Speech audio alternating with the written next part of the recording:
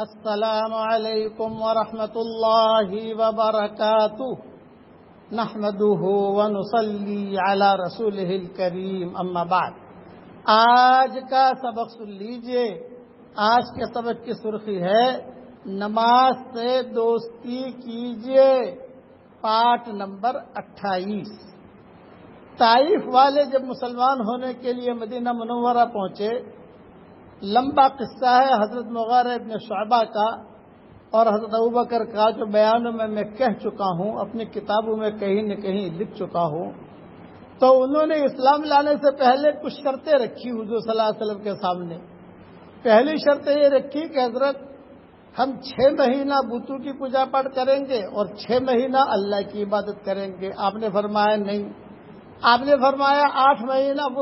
ان لوگوں نے کہا 8 مہینہ اور 4 مہینہ، 8 مہینہ اللہ کی عبادت کریں گے، 4 مہینہ بتوں کی کریں گے۔ آپ نے فرمایا نہیں، یہاں تک کہ انہوں نے کہا کہ سال میں صرف 1 مہینہ ہم بتوں کی کریں گے اور جو ہے 11 مہینہ ہم اللہ کی کریں گے۔ آپ نے فرمایا نہیں، یہاں تک کہ انہوں نے کہا کہ سال میں 1 دن تو ہمیں اجازت دے دیجئے تاکہ بتوں کی عبادت کرے، تاکہ وہ ہم سے ناراض نہ ہو جائے۔ آپ نے فرمایا نہیں، بلکہ بت تمہیں توڑنے ہوں گے۔ انہوں نے کہا کہ اچھا ہمیں بت توڑنے بھی ہوں گے؟ آپ نے فرمایا ہاں توڑنے بھی ہوں گے۔ حضرت بت کیسے توڑیں؟ تو آپ نے جواب میں کہا کوئی بات نہیں، تم بت مت توڑنا، ہم توڑوا دیں گے۔ یہ حدیث کا مضمون ہے۔ چلو اب نماز کی بات، جب نماز کی بات آئی تو انہوں نے کہا کہ حضرت ہم نماز تو نہیں پڑھ سکتے، یہ رکوع کرنا، یہ سجدہ کرنا، یہ تو ہم نہیں کر سکتے۔ آپ نے فرمایا نہیں، نماز تو پڑھنی ہوگی۔ اور پھر انہوں نے کہا اچھا چلو ہمارے لیے اتنی رعایت کر دو کہ عشاء کی اور فجر کی نماز معاف کروا دو۔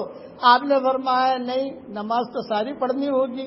وہ اس پر اصرار کرتے رہے طائف والے۔ پورا قصہ طائف والوں کا بڑا دلچسپ ہے، میں آج کے سبق میں اسے نہیں کہہ سکتا، بیان میں کہہ چکا ہوں۔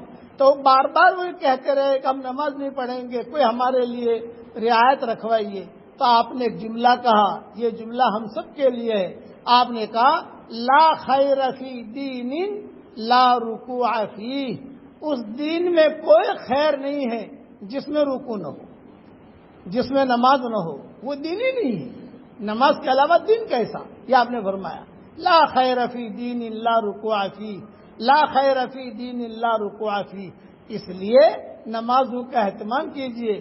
جس گھر کے اندر جتنی پریشانیاں ہوں گی سمجھ لو بے نمازی کی وجہ سے ہے۔ بے نمازی اگر کسی کے گھر کو بھی دیکھتا ہے تو نحوست اس گھر میں آتی ہے۔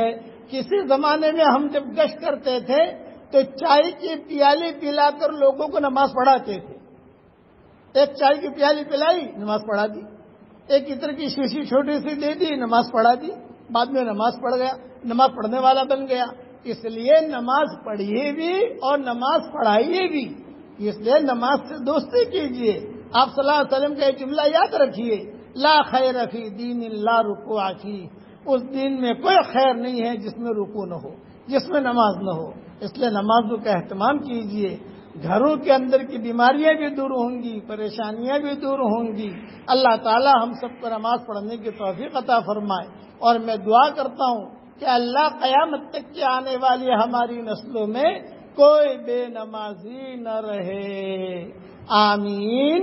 وآخر دعوانا ان الحمد للہ رب العالمین۔